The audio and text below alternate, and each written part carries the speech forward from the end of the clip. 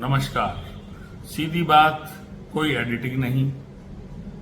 चौधरी चरण सिंह विश्वविद्यालय मेरठ रैंकिंग के क्षेत्र में रोज नए आयाम बना रहा है। कैसे बना रहा है, इसकी जानकारी अधिकतर को नहीं है।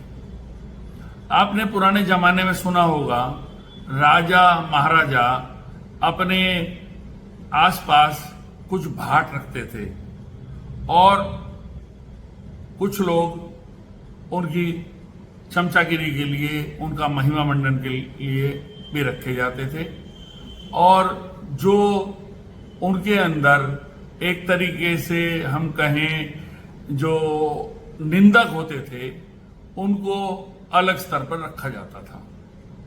वर्तमान में निंदा किसी को पसंद नहीं है।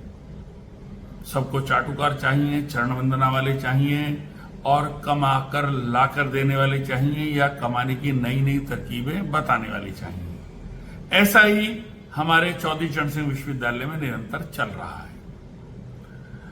हमारी खुशकिस्मती है कि हम वर्तमान में भी लगभग ऐसे ही माहौल में जी रहे हैं।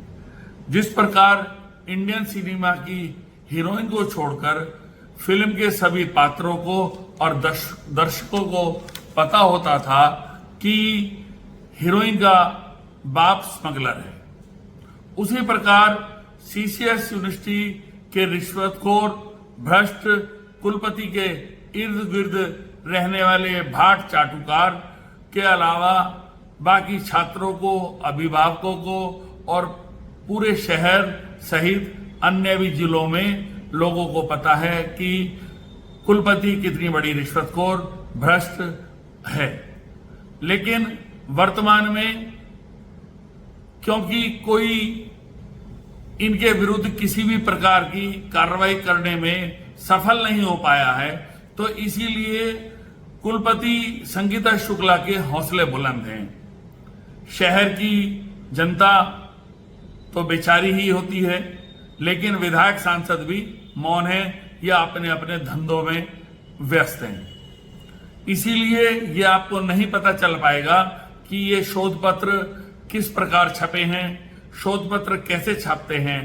मैं आपको बता सकता हूं कि आप मेरे पास आइए, मैं आपको कहो तो पिछले 10 साल पुराना शोध पत्र उसी डेट में छपवा कर आपको दे सकता हूं। इन सबकी कीमत है।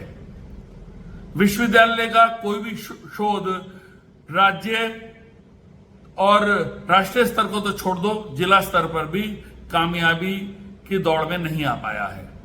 और इसके लिए कारण है क्योंकि विश्वविद्यालय की कुलपति रिश्वतखोरी के आपको नए नए आयाम सिखा सकती है, उसके अंदर नए नई रिसर्च बता सकती है, लेकिन शिक्षा के क्षेत्र में कुछ नहीं होगा। वहीं दूसरी आप देख रहे हैं, विश्वविद्यालय राजनीतिक दलों की मीटिंग करने के लिए और अन्य अन्य प्रकार की जातिवाद फैलाने का अखाड़ा बन गया है। इसके लिए पूर्ण रूप से प्रोफेसर संगीता शुक्ला ही जिम्मेदार है। ये यहां सर रिश्वत कमाकर, नोट काटकर पूरी विश्वविद्यालय को बर्बाद करके चली जाएगी। फिर आप सब लोग जो है देखते रहेंगे कि भाई कोई कुछ क्यों नहीं कर पाया। मैं अपनी जिम्मेदारी निभा रहा हूं, लिखित शिकायतें भेज रहा हूं, सारा काम कर रहा हूं, लेकिन राजभवन में भी इसकी बहुत बड़ी सेटिंग है, इसलिए कुछ भी कार्रवाई होना असंभव है। जय हिंद।